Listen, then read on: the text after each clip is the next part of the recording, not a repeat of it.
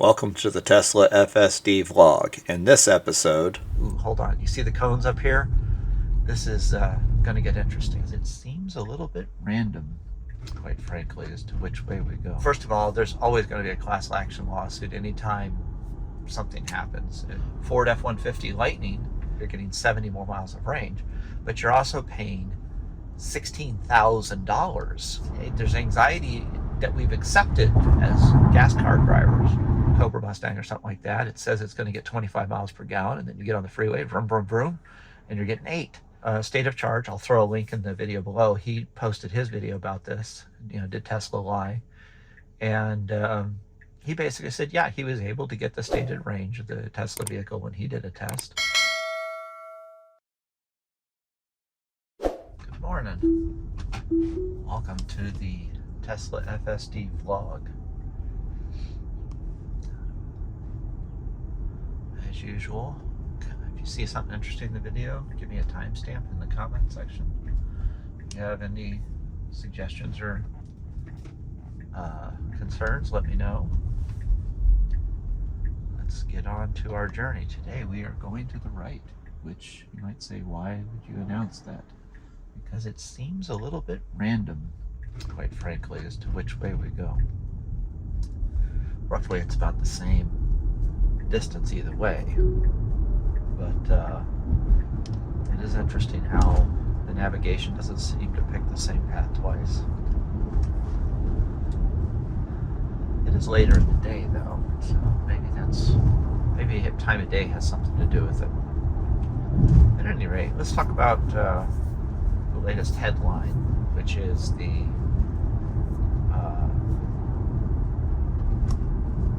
Tesla overstating their range.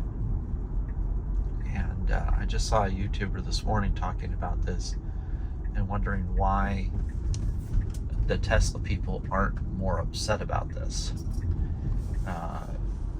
First of all, there's always going to be a class action lawsuit anytime something happens. It's just guaranteed, whether it's right or wrong, or whether it affects everybody or a few. So it's not surprising that there's a class action lawsuit forming, I should say. But the interesting part is the reality. So there's a big pounding on EV owners or future EV owners. Range anxiety, range anxiety, range anxiety. And before I was an EV owner, I found that to be very concerning. I actually felt really bad that I could choose between the standard range Model 3 or the performance Model 3, and there wasn't a middle, essentially. And even the increased range barely seemed like anything for as much money as you're spending. If you look at the Ford F-150 Lightning, the range increase isn't too bad. It's 230 versus 300. You're getting 70 more miles of range, but you're also paying $16,000 for that extra 70 miles of range that you need occasionally. So as a gas car owner, driver, you're worried about running out of gas. And for the most part, you're worried about running out of gas because you are responsible for figuring out when you're going to put fuel in your car. And the biggest reason why is because fuel prices are not necessarily ubiquitous, where every gas pump charges the exact same price, and it can range wildly 50 cents to a dollar almost in some cases as to where you stop and get gas per gallon. So basically, what we have is there's anxiety that we've accepted as gas car drivers that when you're driving an electric vehicle and you're saying, no, there's no infrastructure to support electric vehicles, which is a clickbaity headline and can be supported when you look at the non-Tesla chargers failing at a rate of 15 to 20% or not being available when they're promised. And when you look at the range, oh my goodness, it only gets 230 miles of range. Well, You know what I've never really seen in the gas cars is what they promise and advertise is the range of a gas car. So I want to take the worst case, take a pickup truck, take an F-150 pickup truck. I'm not going to go into the math on it right now, but let's just say that instead of saying that the pickup truck gets 20 miles per gallon or 30 miles per gallon, they took the number of gallons in the tank and they multiplied it by the expected mileage. And you'd say, oh, I can drive my F-150, and I'm just going to kind of make a number for an example, 400 miles or 300 miles on a tank of gas. And then you get out there and you start gunning it and racing it, going up and down hills, and now your range is down to 200 miles or 150 miles on your tank of gas. You can take a sports car and do the same thing, like a Mustang, like a Cobra Mustang or something like that. It says it's going to get 25 miles per gallon, and then you get on the freeway, vroom, vroom, vroom, and you're getting 8. Can you get those ranges? Yes. State of Charge, I'll throw a link in the video below. He posted his video about this, did Tesla lie? And he basically said, yeah, he was able to get the stated range of the Tesla vehicle when he did a test, but he was doing it around town at like 45 miles an hour.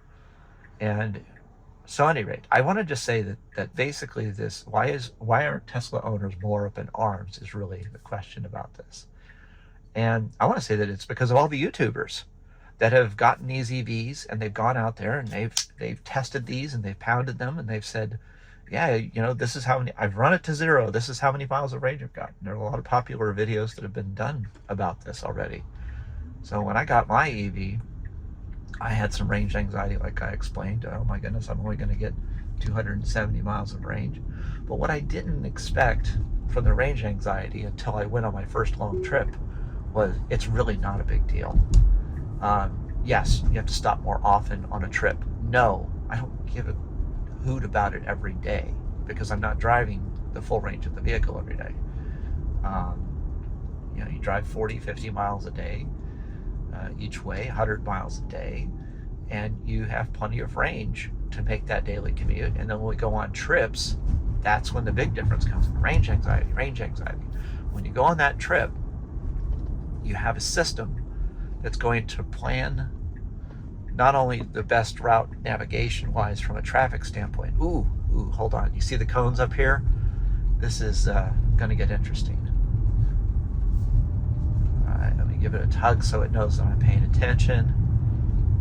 I think it's just going to get really confused. We'll see what happens. Do not want to be doing 45 through here.